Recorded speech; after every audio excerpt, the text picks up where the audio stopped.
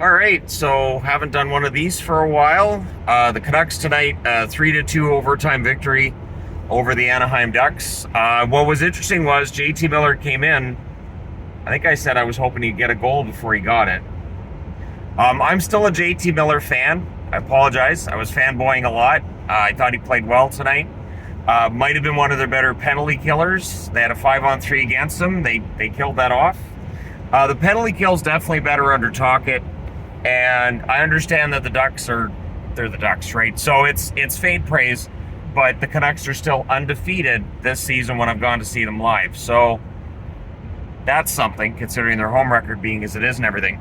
So tonight's game was a little bit more boring, I would think, in the third period than other games have been. The first and second I enjoyed. Those were pretty good periods of hockey, but the third was slow. And I said to Yvonne, with half a period left in the third, I said, this is going to overtime. Because there was really a lot of nothing. There was a lot of play around the boards. Shots weren't very hard. And if they, that just the goalie could see it. I was impressed with Dostal. I was impressed with Troy Terry. That was a nice first goal that he had there. The Canucks caught napping. He got him there. There were some Ducks fans there. One came over and took a picture with me. That was kind of fun. You guys came up from Washington. I hope you enjoyed the game. There were some subscribers that came over as well. I bought popcorn from one. At least he says he watches my videos. I assume he's a subscriber. And the popcorn was appreciated because Yvonne and I were both really hungry, so that worked. And yeah, it was a really fun game.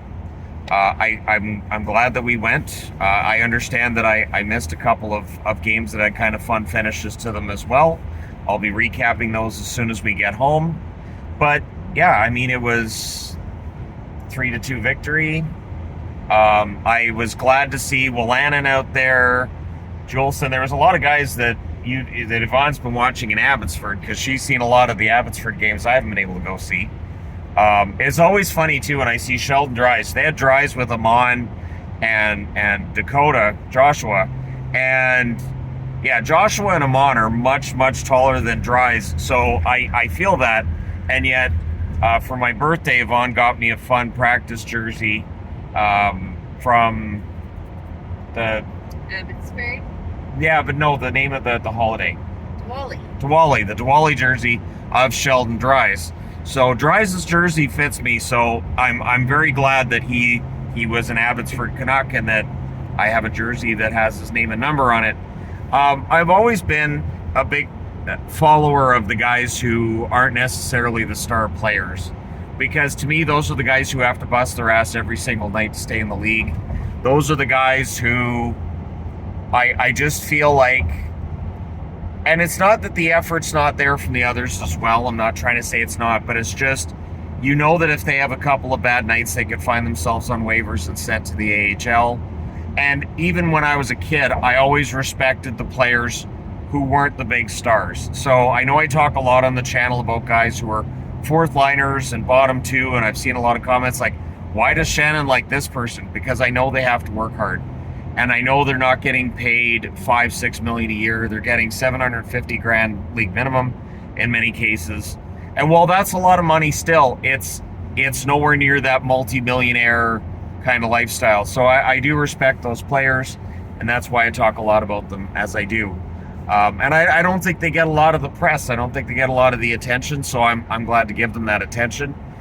Today, too, I received a letter in the mail, an actual letter from Steve Payne, who watched the career video I made on him. Man, it's been a humbling day. It's been a very humbling day because that's not something that I had expected. So it's greatly appreciated and really put me in good spirits going to this game.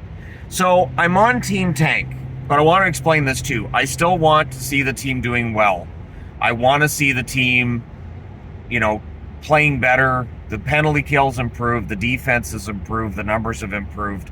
I really would love to see this team get Connor Bedard because it feels like they've never had a player of that kind of a stature. Saying nothing about guys like Pettersson and Bure and others that they've had who are genuine star players, but it feels like Bedard could be that upper level, top 10 players in the league with nobody arguing that he's not kind of player. So at any rate, they're probably going to win their way out of that position. They've pretty close to won their way out of that position as it is, and I've kind of given up on that at this point. And so, yeah, I just hope they have a good finish to the season, and I hope management knows what they're doing and that they do it right. I don't want to just see a team get mildly better next year and still fail. I'd like to see a plan that actually puts the Canucks on the path to a championship, to something. Because the amount of times that my wife here swears at the TV when the Canucks play badly. Not a thing. The amount of times that I get a smack on the arm and I get asked, what was that crap? And she doesn't say that either. She says bad words. I do not. And there's so many times where she's just enraged. She's even told me I can't cheer for the Canucks because of how stupid this player. I'm not going to say which one, but there's definitely some stuff that happens. So, at any rate, I hope anybody who was there at the game enjoyed it. I thought it was a lot of fun to watch. I always enjoy going to the games live. We had very good seats for people who saw that. I thought we had a good view, and we've never sat in that section before. So, and aisle seats. I've always been partial to aisle seats. I really enjoy the aisle seats. But at any rate, it was a fun game. The Canucks win it. I was impressed with Kravtsov. Kravtsov, I thought, had some really good moments. There's definitely something there, and I would like to see him stick around with Vancouver next year and see what he can do. And Kuznetsov. Kuznetsov's he's just flinging it at the net. It goes in. 30 goals on the season. Just absolutely ridiculous. And congratulations to JT Miller on making it through 700 game. And again, I have never once said I'm in favor of Miller being traded. I'm kind of still there. I'm kind of still thinking, fine, just keep Miller then. We'll see what happens next year. I don't know how they're going to make cap space. My guess is Besser's probably going to go, or Garland. Garland is so snake bit. He had a few opportunities tonight, and that puck's just not going in the net for him, and I feel bad because I like Garland. I love the effort, and he's a smaller stature player too, so, right in my heart. But yeah, I do feel like maybe Garland's going to be the one that goes in the offseason. It could be Besser as well, and then we'll see what they do. But there you go. Let me know what you guys thought if you saw the game. I guess, Yvonne's not meant to see a Minnesota-Winnipeg game. I know. So I was talking about this in the preview this morning as well, that you just don't get to see their games. I don't. When they're against each other. And it's so irritating because those are my favorite games. My theory is, which is like me with Boston and Dallas, or Boston, Vancouver, or Vancouver, Dallas. But my theory is that if they meet in the playoffs, we're not going to have any power for those 2 weeks. Right. For however long they're playing against each other, we will not be able to watch the games. They play on Fridays for some bizarre reason. They'll either call me before they schedule it and say, when's Yvonne going to be out of the house? Because those are her two favorite teams, and apparently that was an entertaining game. They always are. And she missed it. Those games are always entertaining. But hey, the Jets are still in the crapper, so I know. I think it's nice of the Jets to give the Flames hope like this, though. It's really considerate that they think, our Western Canadian brethren, we want to give them hope. That's it. We want to make them feel better, so we'll just keep losing. And then the plan. That's got to be it.